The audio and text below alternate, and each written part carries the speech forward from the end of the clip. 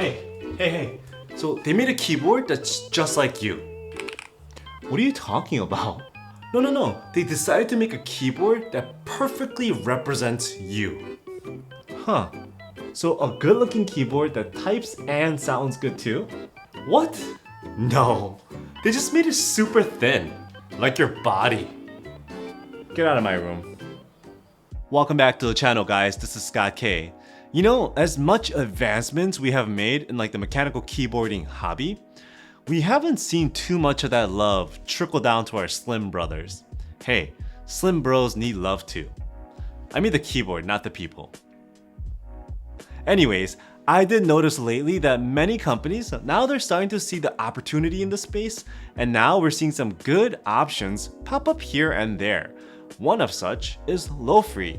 Honestly, when they first brought out the Flow, I wasn't really interested. It looked like a lower profile, but not that different from like the others like Newfie out there.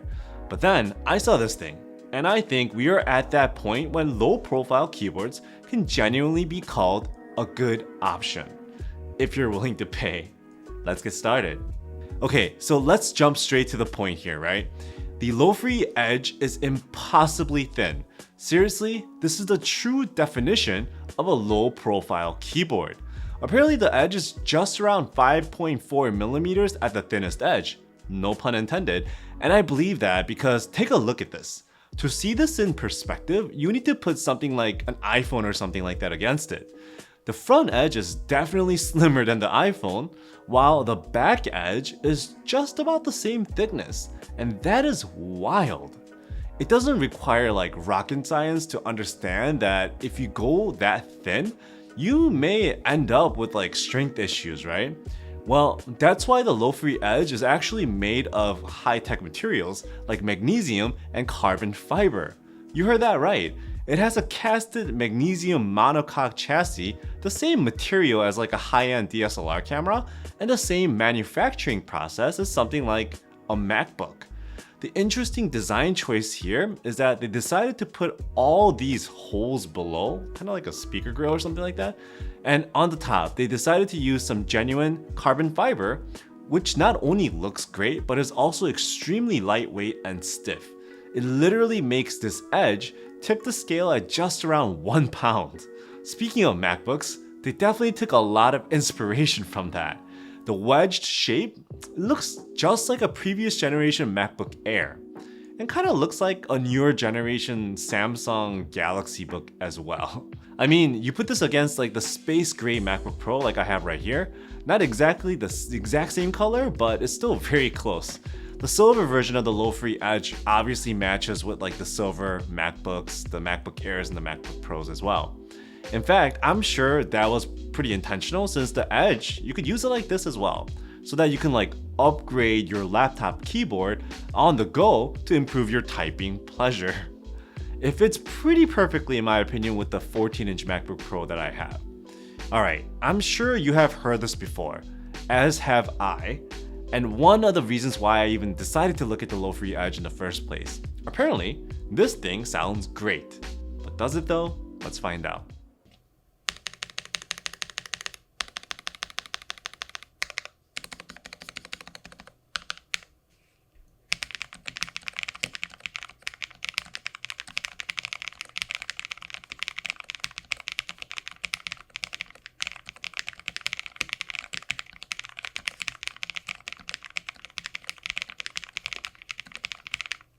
You know, that is not a typical sound you get from a low profile keyboard.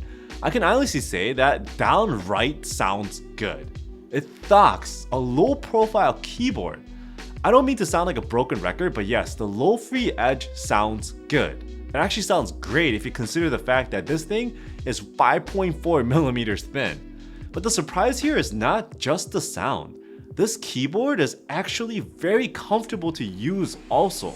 So apparently, they decreased the overall travel of the Switch to just like 2.4 millimeters. So I thought that would like make this thing feel like a laptop keyboard.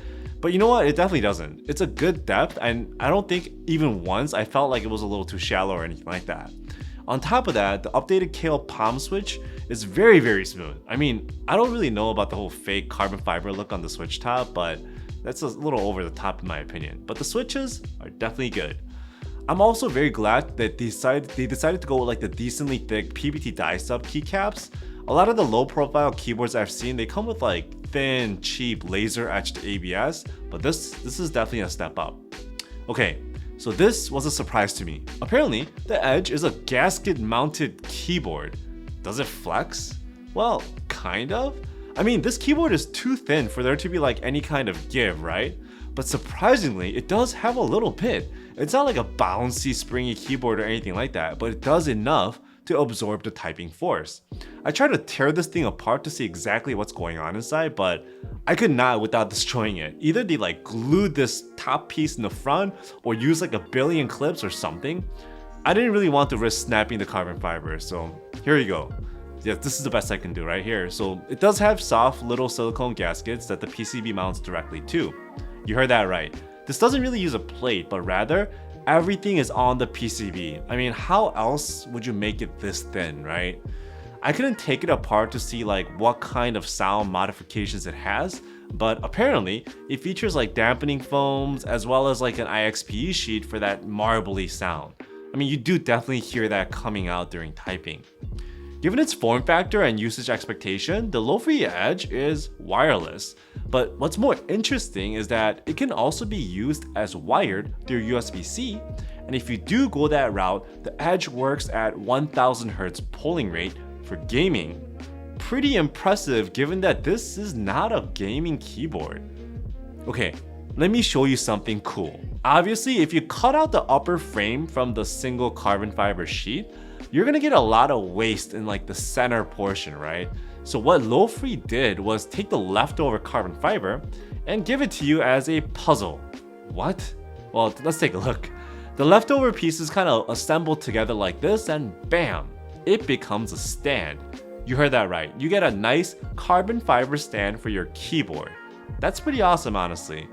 So I think overall, you can probably guess that I am a fan of this keyboard, right? Especially low profile, but it's not without its flaws. So first and foremost, it is a very expensive keyboard, honestly. This thing usually sells for around $250 with an occasional discount, maybe right now at least, bringing it to down like $219 or something like that. But that is still pretty costly for a thin pre-build. Next, while the Lofree Edge does come with backlights, it might as well not exist. It's like the dimmest light I have seen, and with like the caps on, you can't even tell that it's on, so... Oh, on a side note, you can literally see that they focused on Mac compatibility for the Edge by looking at like the hotkeys on top. It matches the MacBooks pretty closely. Okay, I don't quite understand this, but why did they decide to misalign or offset the function key, like the legend, from the rest of the bottom row? It just looks really strange and weird. I wish they would actually fix this. Also, perhaps this was an intentional design choice, but the screws into the upper carbon fiber frame is a little bit unsightly in my opinion. And finally, while the Edge is wireless, it only comes with Bluetooth and not 2.4 GHz. It's not really a deal breaker, especially for a keyboard like this, but when the keyboard can support 1000 Hz polling rate, I do wish they provided that over wireless with a 2.4 GHz receiver. That would have been really nice. Alright, given all this you have seen, right? What is my final thought? I'm gonna say it. The Lofree Edge is probably the best all-around low-profile keyboard you can get. It's built very well, it's extremely thin, it's very lightweight, which makes it very portable. But most of all, it's a great typing and sounding keyboard that won't make you miss your full profile that much, I think. If this thing was like in the hundreds in terms of the price, man, it would be fire. As usual, if you enjoyed this video, please like and subscribe, and I'll have more content for you in the future.